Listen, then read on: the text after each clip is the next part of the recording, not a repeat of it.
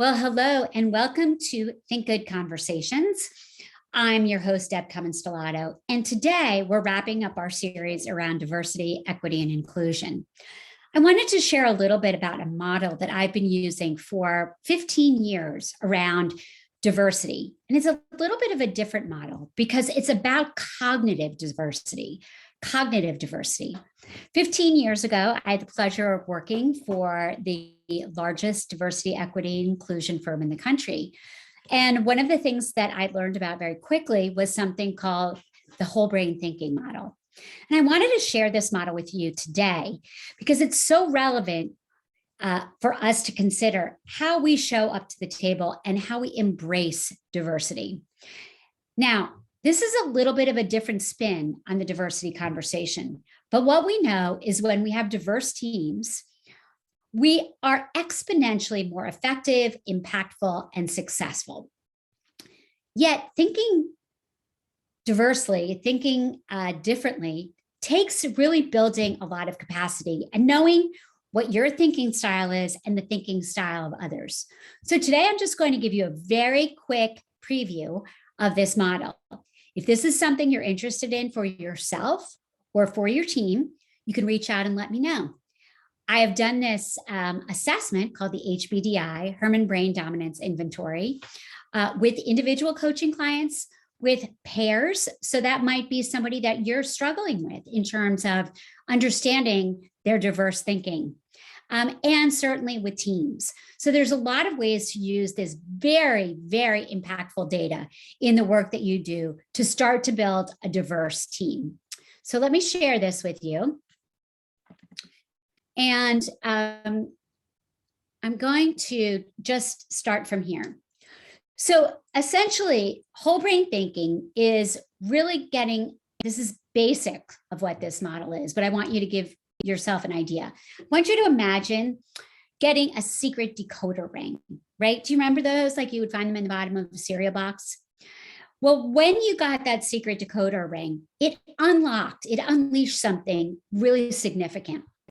And with this model, what we're unleashing is the way that we approach thinking. And thinking impacts everything we do. Thinking impacts innovation, it impacts decision-making, it impacts our communication issues with one another.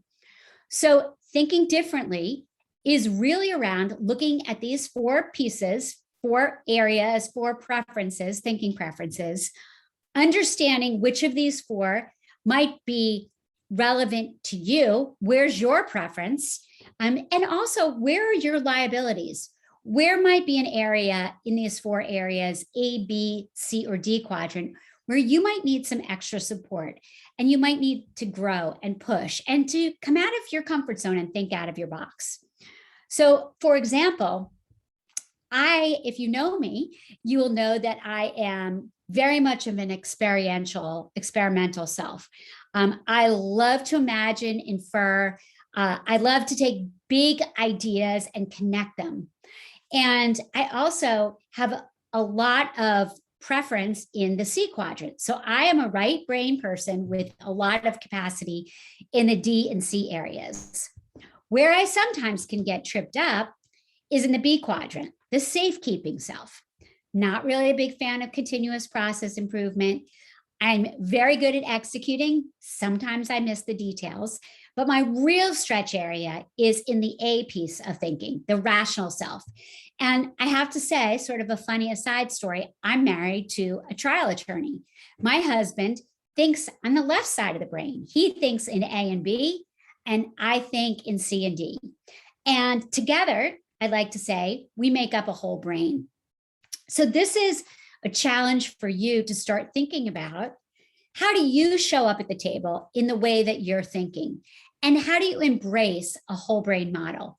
Again, what we know is that most people have preferences in more than two of these areas. There's a very small percentage of people who only prefer one of these four preference colors.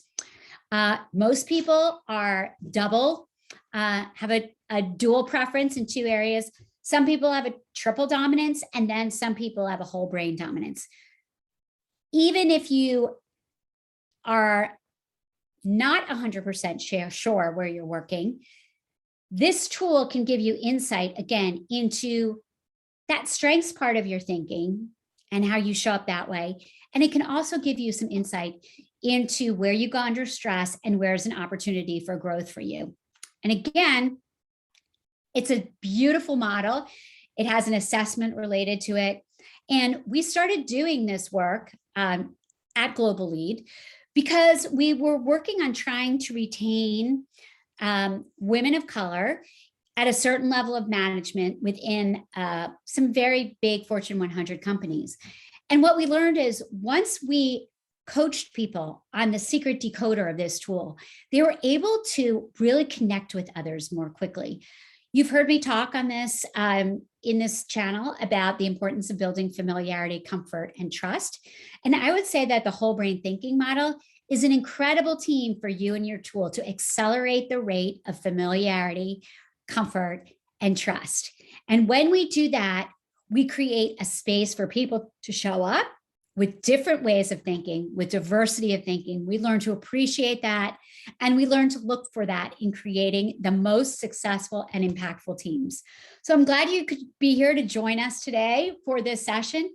And I hope if this is something you're interested in, that you come back, send me a note at deb@thinkgoodcompany, and we can talk a little bit about how you can get your hands on this very powerful secret decoder ring. Take care and have a wonderful day.